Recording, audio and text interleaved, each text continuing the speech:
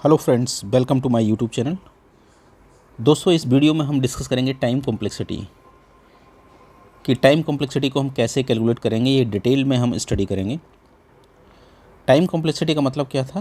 The amount of computer time it needs to run to completion, कि इसको run complete होने में कितना टाइम लग रहा है। तो ये हम एल्गोरिथम के लिए टाइम कॉम्प्लेक्सिटी निकाल रहे हैं। तो ये कैसे निकलेगा? हम जितने भी स्टेटमेंट्स हैं उन हर एक स्टेटमेंट को एग्जीक्यूट करने के लिए, इंडिविजुअल एक स्टेटमेंट के लिए हम ऑर्डर ऑफ 1 यूनिट टाइम ले लेते हैं, और टोटल ऐसे कितने स्टेटमेंट एग्जीक्यूट हो रहे हैं उस एल्गोरिथम के अंदर हम उनका सम कर लेते हैं। Alright, so there are 2 methods for time complexity calculate करने के लिए, frequency count method and recurrence relation method. Basically frequency count method हम किसके लिए यूज़ करते हैं? It is for iterative algorithm. ये जो मेथड है वो इटरेटिव एल्गोरिथम में यूज़ होगा। And recurrence relation method it is for recursive algorithm. ये रिकर्सिव एल्गोरिथम के अंदर हम इसे यूज़ करेंगे। तो देखिए, फ्रीक्वेंसी काउंट मेथड के अंदर क्या होगा। फ्रीक्वेंसी काउंट मेथड के अंदर हम उसका फ्रीक्वेंसी कैलकुलेट कर लेंगे कि कितने बार स्टेटमेंट एग्जीक्यूट हो रहा है। जैसे सपोज़ फॉर एग्जांपल ये एक लूप लिखा हुआ है। अब इस लूप की देखिए कितने स्टेटमेंट, कितने बार ये लूप चल रहा है, ये आपको देखना है। तो ये लूप कितने टाइम चल रहा है? जीरो से लेके अप टू n। 0 से n-1 तक ट्रू होगा, एक बार और चलेगा फॉल्स। तो 0 to n कितना हो जाएगा? n+1। n+1 में 1 निग्लिजिबल है, so it is order of n। तो इसको बोलते हैं फ्रीक्वेंसी काउंट मेथड। इसमें हम ये चेक करते हैं कि लूप कितने टाइम चल रहा है। तो इस तरह से ये लूप नेस्टेड लूप भी हो सकते हैं, तो उससे भी आपको कैलकुलेट हो जाएगा कि फॉर एग्जांपल इस तरह से अगर आपसे कहा जाए i less than n, i++। एक और नेस्टेड लूप है इसके अंदर, j=0, j less than n, j++। And यहाँ पे कोई स्टेटमेंट लिखे हुए हैं। अब देखिए ये नेस्टेड लूप है, तो हमें पता है कि ये कितने बार एग्जीक्यूट होता है? n time, order of n+1 time. और ये इसके अंदर है, आप देख लीजिए एक्चुअल कॉस्ट कि ये कितने टाइम चल रहा है। ये लूप ये n+1 टाइम चल रहा है। और इसके अंदर ये लूप कितने टाइम चलेगा? जब ये n टाइम्स ट्रू होगा, n टाइम्स ट्रू, बट तो n इंटू, और ये लूप कितने बार चल रहा है? n+1 times. तो अगर आप एक एनालिसिस करेंगे तो इसमें लीडिंग टर्म क्या है? n into n. आप सिंपल सी बात देखिए, n into n, so order of n²। ये एक बार चलेगा तो ये n टाइम्स चल रहा है, तो जो n टाइम चलेगा तो टोटल कितना है? Order of n²। तो इसको बोलते हैं फ्रीक्वेंसी काउंट मेथड। इसको हम डिटेल में आगे कुछ और क्वेश्चन अभी देख रहे हैं। नाउ रिकरेंस रिलेशन मेथड क्या है? रिकरेंस रिलेशन मेथड में एक रिकर्सिव जो एल्गोरिथम होगा, हम उसका रिकरेंस रिलेशन बना लेंगे। और रिकरेंस रिलेशन के सॉल्यूशन के लिए हमने मेथड डिस्कस किए हुए हैं, recursion tree, iteration method and master method. So उनसे हम उसका सॉल्यूशन निकाल लेंगे। तो रिकरेंस रिलेशन मेथड के अंदर कुछ इस तरह से हम कॉन्सेप्ट फॉलो करेंगे। फॉर एग्जांपल कि ये आपकी एक एल्गो लिखा है, algo an। If n greater then 0, मैं कहता हूँ कि print F n a of n-1। And ये एक रिकर्सिव एल्गोरिथम है, इसके अंदर n-1 एक अंदर a फंक्शन कॉल हो रहा है। तो इसके लिए आपको क्या करना पड़ेगा? पहले रिकरेंस रिलेशन बनाना होगा। रिकरेंस रिलेशन बनने के बाद उसका सॉल्व कर लीजिए, वो उसका आंसर होगा। तो an एल्गोरिथम के लिए अगर मैं टाइम कॉम्प्लेक्सिटी के फंक्शन की बात करूँ, execution it is tn, an के लिए ये स्टेटमेंट के लिए 1, ये 1 और ये अगेन यही है। तो इसके लिए n के लिए an के लिए tn था, तो n-1 के लिए tn-1। सो देखिए क्या रिकरेंस रिलेशन बना? tn equals to, if n equals to 0, अगर n 0 है तो केवल एक ही लाइन स्टेटमेंट है, यही एग्जीक्यूट होगा। तो इसका आंसर क्या होगा? 1। इफ़ n ग्रेटर देन 0, तो आंसर क्या होगा? n इज़ ग्रेटर देन 0, तो ये भी चलेगा, ये भी चलेगा, ये भी चलेगा। तो सम ऑफ ऑल, तो सम ऑफ ऑल में tn-1 + 2, बट सिंप्लीफिकेशन के लिए 2 इज़ अ कॉन्स्टेंट, सो हम इसे 1 ले लेंगे। सो ये रिकरेंस रिलेशन आ गया। tn equals to tn-1 + 1। इस पर मास्टर अप्लाई करेंगे, master for decreasing function, so इसका आंसर ऑर्डर ऑफ n आ जाएगा। तो इस तरह से हम रिकर्सिव एल्गोरिथम में रिकरेंस रिलेशन मेथड यूज़ करते हैं। तो चलिए अब कुछ क्वेश्चंस हम और भी डिस्कस करते हैं फ्रीक्वेंसी काउंट मेथड के लिए एंड रिकर्सन मेथड के लिए। तो फ्रीक्वेंसी काउंट को पहले देखते हैं। फ्रीक्वेंसी काउंट में देखिए ये लूप कितने टाइम्स चल रहा है, इसकी फ्रीक्वेंसी की, ये सारे अलग अलग लूप हैं, ये सारे अलग अलग हैं, ये एक दूसरे के अंदर नेस्टेड नहीं है। मैं पहले फ्रीक्वेंसी देख रहा हूँ, फिर इनको आपस में नेस्टेड करके आप उनको मल्टीप्लाई करके आंसर निकाल सकते हैं। तो ये लूप कितने times I plus two times double उस रेट से आगे बढ़ रहा है, तो ये क्या होगा इसका n/2। n/2 is order of n। ये रिवर्स उल्टा लूप लगा हुआ है डिक्रीजिंग वाला, तो ये कितने टाइम चल रहा है, इसकी frequency order of n। And this one is i less than n, और ये किस रेट से आगे i equal to i into 2 के इंक्रीमेंट हो रहा है i, तो ये कब बाहर होगा, जब i greater than equal to n हो। और i देखिए किस हिसाब से बढ़ रहा है, पहली बार i क्या है 1 है, फिर i 2 हो रहा है, फिर i क्या हो रहा है 4 हो रहा है, फिर i 8 डॉट डॉट डॉट, फिर i क्या होगा डेफिनेटली 2 की पावर k का नंबर होगा is greater than equal to n। तो यहाँ से k निकाल लीजिए कि log n बेस 2। ओके, तो इस तरह से इसका जो फ्रीक्वेंसी होगा order of log n base 2। Similarly इसका order of log n base 3। ये दोनों एक ही जैसे हैं, बस इसमें ये डिक्रीमेंट वाला लूप चल रहा है, तो it is order of log n base 2। ये है आई स्क्वायर लेस देन एन, आई स्क्वायर लेस देन एन है, और बाहर कब निकलेगा, जब आई स्क्वायर क्या हो ग्रेटर देन एन हो, तो आई क्या हो जाएगा I greater than equals to under root of N. तो इसकी फ्रीक्वेंसी क्या है order of under root of N. What about this, ये 30 से डिक्रीमेंट हो रहा है, तो इसकी फ्रीक्वेंसी क्या है n/30, 1/30 is a constant, so it is order of N. तो ये सभी की फ्रीक्वेंसी है। अब आप इनमें से किसी को भी नेस्टेड बना सकते हैं, और उनकी जो फ्रीक्वेंसी आप पता है उनको मल्टीप्लाई कर दीजिए, वो आंसर हो जाएगा। जैसे फॉर एग्जांपल मैंने ये एक लूप ये लिया हुआ है, और इसके अंदर एक ये लूप को मैंने नेस्टेड लूप बना दिया है। अब आपको पता है इसकी फ्रीक्वेंसी क्या है ऑर्डर ऑफ एन, और इसकी फ्रीक्वेंसी क्या है ऑर्डर ऑफ अलग से अगर मैं बात करूँ तो log n। लेकिन ये इसके अंदर है, जब ये एक बार चलेगा लूप तो ये कितने टाइम चल रहा है log n टाइम्स, तो टोटल ये कितने टाइम चल रहा है n टाइम्स, तो ओवरऑल कॉम्प्लेक्सिटी क्या होगी n into log n base 2, so it is order of n log n base 2। तो इस तरह से आप इनमें से किसी को भी नेस्टेड करके फ्रीक्वेंसी काउंट मेथड से उनके सॉल्यूशंस को निकाल सकते हैं। चलिए हम कुछ और क्वेश्चन डिस्कस करते हैं फ्रीक्वेंसी काउंट के। ये क्वेश्चंस लिखा हुआ है, इसको देखिएगा। टोटल ये इसकी फ्रीक्वेंसी क्या है m+1, ये इसके अंदर कितने टाइम चल रहा है m इंटू n+1, ये 1 फॉर फॉल्स के लिए, और ये स्टेटमेंट mn टाइम। टोटल इसे सम कर लीजिए, वो इसका आंसर हो जाएगा टाइम कॉम्प्लेक्सिटी 2mn + 2m+1। इसमें से लीडिंग टर्म क्या है mn, so order of mn ये इसकी टाइम कॉम्प्लेक्सिटी हो गई। नेक्स्ट कुछ और क्वेश्चन देखते हैं।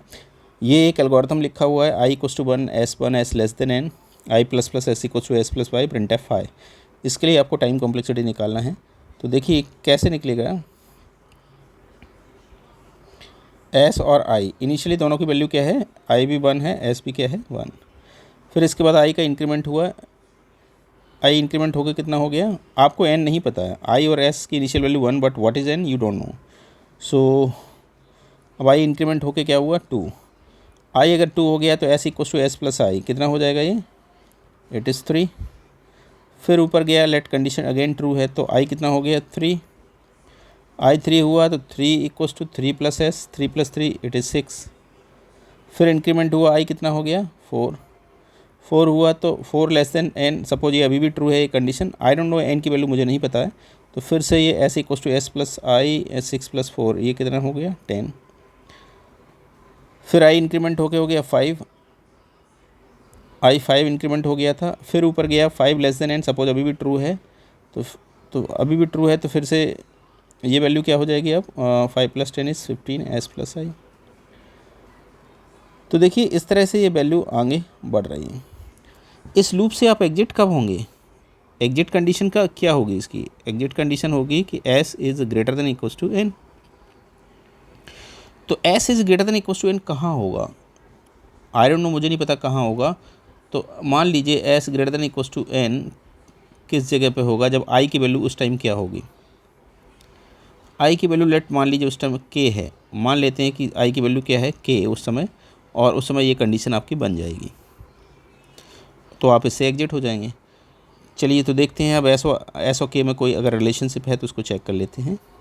देखिए इनिशियली तो दोनों 1 1 हैं, लेकिन इसके बाद जब I2 हुआ तो एस की वैल्यू क्या है, इनका दोनों का सम। फिर ये 3 हुआ तो ये 6 क्या है, इन सभी का सम। फिर I4 हुआ तो ये 10 कैसे आया, इन सभी का सम। फिर ये 5 हुआ, आई की वैल्यू तो 15 कैसे आया, इन सभी का सम। तो मान लेते हैं कि यहाँ s greater than equal to n kth iteration में है, तो उस जगह s की वैल्यू क्या होगी, इन सभी का सम। इन सभी का सम क्या होगा, k into k plus 1/2 greater than equal to n. तो आपको पता चल गया k into k plus 1/2 is greater than equal to n. Greater than को छोड़ दीजिए, एक मोटा मोटी एनालिसिस कर रहे हैं तो it is n. So k की वैल्यू अगर हम देखेंगे k square is greater than equal to n and k equals to order of root n. तो ये इसका आंसर है। चलिए कुछ और क्वेश्चन हम डिस्कस करते हैं। मैंने ये नेस्टेड लूप लिखे हुए हैं, 3 नेस्टेड लूप हैं, इसको निकालना है आपको। अगर तीनों ही नेस्टेड लूप इंडिविजुअल होते हैं तो आप तीनों का मल्टीप्लाई कर देते हैं, लेकिन ये इंडिविजुअल नहीं है। ये फर्स्ट वाला तो आपका ये इंडिपेंडेंट है, सेकेंड इंडिपेंडेंट नहीं है, ये आई की वैल्यू पर डिपेंड कर रहा है फर्स्ट लूप पे, एंड थर्ड भी आपका इंडिपेंडेंट है। थर्ड कितने टाइम्स चल रहा है, 100 टाइम्स चल रहा है। तो ये लूप आपका इंडिपेंडेंट लूप है, ये आपका डिपेंडेंट लूप है इस पर, और ये भी आपका इंडिपेंडेंट। अगर ये तीनों ही लूप इंडिपेंडेंट हैं तो तीनों की फ्रीक्वेंसी को आपस में मल्टीप्लाई कर देते, वो आंसर हो जाता। लेकिन इस केस में आपको देखना पड़ेगा। देखिए इनिशियली आई इक्वस टू अगर 1 है, आई इक्वस टू अगर 1 है तो ये वाला लूप जे कितने टाइम चलेगा, उस केस में आई इक्वस टू 1 है तो जे भी कितने टाइम चल रहा है, जे 1 टाइम्स ही चल रहा है। लेकिन के वाला लूप कितने टाइम चल रहा है, के वाला 100 टाइम्स, के 100 टाइम्स पूरा चलेगा बिकॉज इंडिपेंडेंट है। फिर आई की वैल्यू लेट 2 हुआ तो जे कितने टाइम्स चलेगा, J less than equal to I, it is again 2 times. और के इस जगह क्या हुआ, K less than equal to होगा, यस करेक्ट कर लीजिएगा इसे, K less than equal to 100। Now K कितने बार चलेगा, एक बार जे इक्वल टू 1 के लिए पूरा 100 टाइम्स चल जाएगा, फिर जे इक्वल टू 2 के लिए 100 टाइम्स, तो 2 into 100 times. Alright okay. Now i equal to 3 हुआ तो जे इक्वल टू क्या हुआ, 3, तो के वाला loop 3 into 100 times. Now i equal to जब n होगा तो जे इक्वल टू भी n, क्योंकि j less than equal to i, और ये कितने बार चलेगा, k equal to n into 100 times. Alright तो देखिए इन सभी में जो बड़ा टर्म है, सबसे ज़्यादा एग्जीक्यूशन किसका हो रहा है, इसका। तो कॉम्प्लेक्सिटी को हम लार्जेस्ट टर्म में बताते हैं। तो टोटल टाइम को सम ऑफ ऑल, अगर आप टाइम कॉम्प्लेक्सिटी निकाल रहे हैं तो यही टर्म सबसे बड़ा आएगा, तो इसका सम कर लीजिए, वो आंसर आएगा। टोटल टाइम इक्वल्स टू, इसमें से 100 कॉमन ले लीजिए, 1 + 2 + 3 plus dot dot dot n, और इसका सम आप जानते हैं n इंटू n प्लस 1/2, ये सब कांस्टेंट है, so leading term order of n square. तो इस तरह से हम इसे कैलकुलेट कर लेंगे। कुछ और क्वेश्चन देखते हैं। देखिए ये लूप लिखा हुआ है, इसमें भी तीनों ही इंडिपेंडेंट लूप नहीं हैं। ये तो इंडिपेंडेंट है, जो कितने टाइम चल रहा है, n टाइम्स। ऑलराइट ये इस पे डिपेंड कर रहा है आई की वैल्यू पे, और ये भी इंडिपेंडेंट लूप है, ये n/2 टाइम्स चल रहा है। ये चल रहा है टोटल n टाइम्स और ये n/2 टाइम्स, बट ये वैल्यू किस पे डिपेंड कर रही है, आउटर लूप पे। तो इसको भी आपको चेक करना पड़ेगा कि stem let i equal to initially 1 है, तो उस समय पे जे क्या होगा, जे कितने से आई 1 स्क्वायर, जे भी 1 टाइम्स ही चलेगा, एंड के वाला जो लूप है ये कितने टाइम्स चलेगा, n/2 times, n/2। Alright okay. Now i equal to अगर 2 हुआ, आई 2 हुआ तो जे वाला कितने टाइम चल रहा है, 4 टाइम्स, तो के कितने टाइम्स चलेगा, ये अगर 4 हुआ तो n/2 टाइम्स तो एक बार, और जे 4 टाइम से कंडीशन ट्रू रहेगी तो n/2 into 4 times. Now i equal to 3, तो जे स्क्वायर है, so it is j square है तो n टाइम्स, और k कितना टाइम्स चलेगा, n/2 इंटू 9 टाइम्स। जब i इक्वस टू n होगा तो j इक्वस टू क्या होगा, n स्क्वायर, और k equals to n/2 into n square time. तो अब टोटल टाइम आपको निकालना है, तो सबसे बड़ा जो कैलकुलेशन आएगा, जो लार्जेस्ट टर्म क्या है, ये इन सभी के सम। तो इसको सम कर लीजिए, वो आंसर आ जाएगा total time equals to, total time इसमें से n/2 कॉमन ले लीजिए, 1 स्क्वायर 2 स्क्वायर, इसको ऐसे लिख सकते हैं 3 square plus dot dot plus n square. और इस सीरीज़ का सम ऑलरेडी हम फार्मूला लिखा चुके हैं, n/2 n into n plus 1 2n plus 1 by 6, और ये क्या है, ऑर्डर ऑफ n की पावर 4। ओके, हाँ चलिए कुछ और क्वेश्चन डिस्कस करते हैं। देखिए ये व्हाइल लूप है, ये टोटल कितने से डिक्रीमेंट हो रहा है, 30 से। तो वेरी सिंपल, इस तरह से हमने क्वेश्चन किया हुआ है, टोटल 30 से डिक्रीमेंट हो रहा है, ये n/30। इसका कॉम्प्लेक्सिटी क्या आ जाएगा, इसका कॉम्प्लेक्सिटी हो जाएगा ऑर्डर ऑफ n/30। 1/30 कांस्टेंट है, तो it is order of n। Similarly इसमें देखिए टोटल डिवीजन कितने से हो रहा है, n/2 n/3, टोटल डिवीजन किससे हो रहा है, n/6 से। सो इसमें क्या आ जाएगा, ऑर्डर ऑफ लॉग n/6। जब भी डिवीजन आए तो इस तरह से लॉग के फॉर्म में आता है, डिक्रीमेंट आए तो इस तरह से आंसर आएगा। तो ये है इनके आंसर्स। नेक्स्ट कुछ और क्वेश्चन देखते हैं।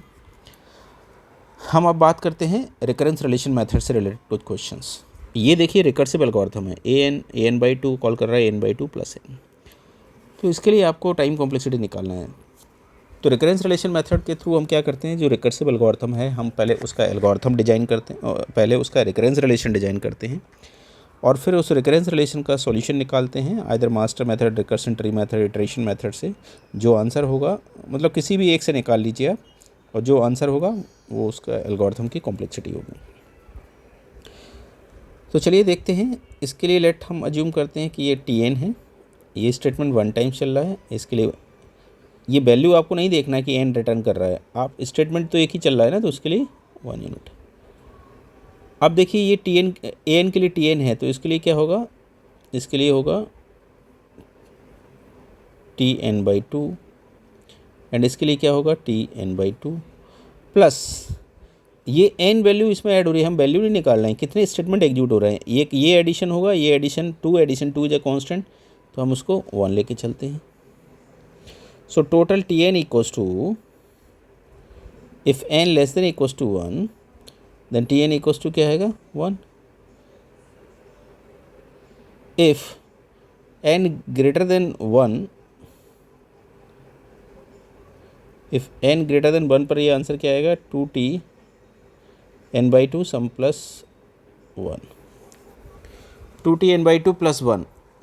1 ये क्या है, कांस्टेंट है, कांस्टेंट 2 भी हो सकता है, 3 4 5 कांस्टेंट है जनरली इसमें, लाइक इट इज़ सीन। तो आपने देखा होगा इस रिकरेंस रिलेशन को हमने सॉल्व किया था रिकर्सन ट्री वाले क्वेश्चन, रिकर्सन ट्री वाले वीडियो में, और इसका आंसर क्या आया था, हम लोगों ने सॉल्व किया था, आप उस वीडियो को देख सकते हैं। इसका आंसर आया था थीटा ऑफ n। तो ये इसका आंसर है, इस c की जगह कोई भी वैल्यू हो, कोई भी कांस्टेंट हो, it is theta of n। एक और क्वेश्चन देखते हैं, रिकरेंस रिलेशन के थ्रू हमने इसे सॉल्व किया है।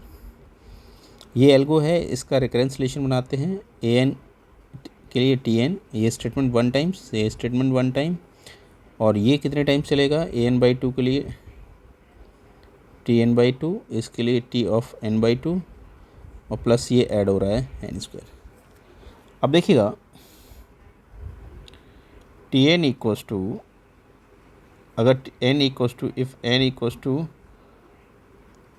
आपका क्या हुआ, n less than equals to 1, if n is less than equals to 1, तो केवल एक ये स्टेटमेंट चलेगा, एक ये स्टेटमेंट चलेगा, 1 + 1 = 2, 2 इज अ कॉन्स्टेंट, तो इसको आप 1 लिख सकते हैं सिंप्लीफिकेशन के लिए। इफ़ n ग्रेटर देन 1, अगर n ग्रेटर देन 1 है तो ये कंडीशन चेक हुआ, ये 1 रिटर्न, ये कंडीशन फॉल्स होगी लेकिन चेक होगा 1 ये प्लस दिस। अब यहाँ पे कुछ स्टूडेंट कंफ्यूज हो जाएंगे, इसको 2t n/2 कर देंगे और इसको 6t n/2 कर देंगे वो, और कुछ स्टूडेंट एन स्क्वायर को एन स्क्वायर ही लिख देते हैं, तो ये 80n/2 प्लस एन स्क्वायर बना देंगे इसको। नहीं, ये सब गलत है। एक्चुअली हम क्या कर रहे हैं, टाइम कॉम्प्लेक्सिटी के लिए स्टेटमेंट को एग्जीक्यूट कर रहे हैं, तो आपको कितने स्टेटमेंट एग्जीक्यूट कर रहे हैं उसको देखना है। तो हर एक स्टेटमेंट के लिए हम क्या लेते हैं, ऑर्डर ऑफ 1। तो a(n/2) ये फंक्शन है, इसके लिए तो tn/2 होगा और उसमें 2 का मल्टीप्लाई हो जाएगा। 2 का मल्टीप्लाई होगा tn/2 में, तो मल्टीप्लिकेशन के लिए एक statement order of 1 time, order of 1 time. तो ये tn/2 plus order of 1 time इसके मल्टीप्लिकेशन का, ऑलराइट, ओके, प्लस ये tn/2, ये tn/2 इसके लिए, इसमें 6 का मल्टीप्लाई होगा तो उसके लिए +1, और +1 किसके लिए होगा, ये एन स्क्वायर की जो भी वैल्यू वो ऐड होगी तो उसके लिए +1। एन स्क्वायर को इसमें ऐड किया, फिर जो रिजल्ट आया उस इन सभी को ऐड किया, तो +1 उसके लिए। तो टोटल अगर मैं इसको देखूं तो इट इज़ 2tn/2 प्लस 3, 1 2 3 4 4, तो 4 इज अ कांस्टेंट, तो फॉर सिंप्लीफिकेशन के लिए 4 की जगह आप क्या लिख सकते हैं, it is 1। So it is 2tn/2 plus 1। तो माय डियर, ये रिकरेंस रिलेशन इसके लिए आ गया, और इस रिकरेंस रिलेशन का सॉल्यूशन हम अभी भी देख सकें, सी था कांस्टेंट, तो इसका आंसर भी क्या है, थीटा ऑफ n। तो इस तरह से आप इसे निकाल सकते हैं। चलिए कुछ और क्वेश्चन देखते हैं। ये आपके प्रोग्राम्स के कोड लिखे हुए हैं, आपको रिकरेंस रिलेशन के थ्रू बना के इनकी कॉम्प्लेक्सिटी निकालना है। देखिए, ये एक रिकर्सिव कोड लिखा हुआ है, recursive integer n, if n = 1 return हो जाएगा, अदरवाइज ये recursive n-1 plus recursive n-1। देखिए, इसके लिए अगर मैं रिकर्सिव इसके लिए tn ले लूँ तो इसके लिए क्या होगा, tn-1, इसके लिए क्या होगा, t ऑफ n-1। अब बहुत सिंपल है, tn = देखिए, इफ़ n = अगर 1 है, इफ़ n = 1 देन कितने स्टेटमेंट एग्जीक्यूट हो रहे हैं, n = 1 पे एक ये 1 और एक ये, तो 1 + 1 = 2 इज अ कॉन्स्टेंट, तो इसको आप 1 ले सकते हैं। इफ़ n > 1 अगर है, n > 1 तो कितने स्टेटमेंट एग्जीक्यूट होंगे, ये तो होगा ही होगा, चेक करेगा 1 ये प्लस दिस, तो tn-1 plus tn-1 plus return, ये जो रिटर्न हो रहा है इसकी कॉस्ट, प्लस ये 1, तो ये 1 + 1 2, 2t and 2 is a constant, constant को सिंप्लीफिकेशन के लिए आप 1 लिख सकते हैं। सो ये रिकरेंस रिलेशन आ गया, एंड इस रिकरेंस रिलेशन को भी हमने सॉल्व किया था master method for decreasing function में। इसका आंसर क्या है, ऑर्डर ऑफ 2n। तो इस एल्गो की टाइम कॉम्प्लेक्सिटी क्या है, it is a time complexity for this and order of 2n। Okay, चलिए नेक्स्ट क्वेश्चन देखते हैं कि integer do something integer n, ये लिखा हुआ है, ये भी एक कोड सी का लिखा है, इसके लिए रिकर्सिव कोड है क्योंकि ये डू समथिंग इसको कॉल कर रहा है। इसके लिए आपको टाइम कॉम्प्लेक्सिटी निकालना है। तो मेथड क्या है कि आप पहले इसका रिकरेंस रिलेशन बनाइए और फिर उस रिकरेंस रिलेशन को सॉल्व कर लीजिए, वो उसका आंसर हो जाएगा। तो मैं इस डू समथिंग इसके लिए tn ले लेता हूँ, तो इसके लिए क्या होगा, t of floor function √n। Okay fine. So देखिए क्या रिकरेंस रिलेशन बना, tn = 1 इफ़ n < 2, n < 2, तो 1 तो ये 1 ये 1 1 2 2 या कांस्टेंट, तो इसको 1 ले लिया। इफ़ n > 2, तो एक कंडीशन तो ये चेक हुआ, प्लस दिस, तो ये इसके लिए कितना आ गया, t of √n plus n इसमें ऐड हुआ, +1 वो और +1 ये, 1 + 1 = 2, 2 कांस्टेंट है तो उसके लिए हम 1 ही एज्यूम कर लेते हैं।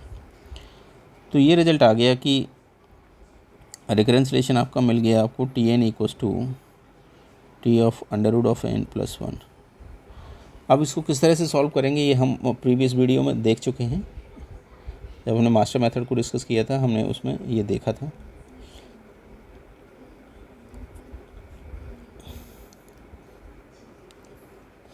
तो देखिए इसका सॉल्यूशन, जब भी आपका रूट फंक्शन है तो हम क्या पुट करते हैं इसमें, put n = 2m, n = 2m आपने पुट किया तो रिजल्ट क्या आएगा, t of 2m = t of two की पावर m बाई 2 प्लस 1।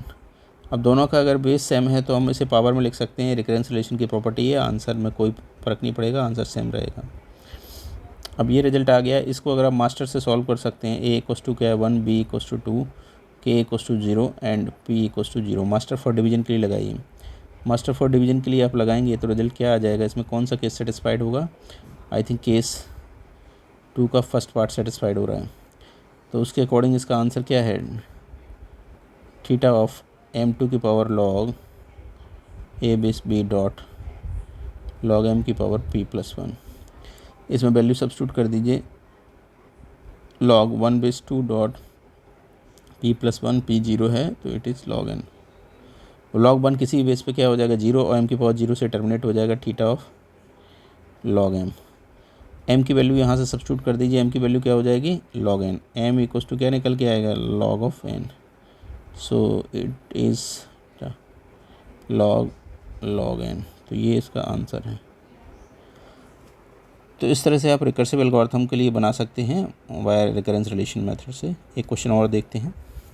ये एक फ्लो चार्ट बना हुआ है, किसी भी एल्गोरिथम का ये फ्लो चार्ट बना हुआ है, ये एल्गो यहाँ से स्टार्ट हुई है। ओके, तो आपको क्या बताना है, वर्स्ट केस टाइम कॉस्ट। ये गिवन है कि वर्स्ट केस टाइम कॉम्प्लेक्सिटी क्या है इसकी, n2 की power alpha. So what is alpha, आपको अल्फ़ा बताना है, अल्फ़ा की वैल्यू क्या है। तो देखिए ये क्वेश्चन गेट में न्यूमेरिकल डेटा क्वेश्चन आया हुआ क्वेश्चन है। तो वर्स्ट केस कब बनेगा? वर्स्ट केस जब मैक्सिमम फंक्शन कॉल हो, जब मैक्सिमम फंक्शन कॉल हो तो वर्स्ट केस बनेगा। तो मैक्सिमम फंक्शन कॉल अगर आप इस रूट पे जा रहे हैं तो मैक्सिमम फंक्शन, ये रूट से मैक्सिमम नहीं बनेगा। मैक्सिमम कब बनेगा? जब आप ये रूट फॉलो कर रहे हैं। तो ये वर्स्ट केस का है। तो recurrence relation for worst case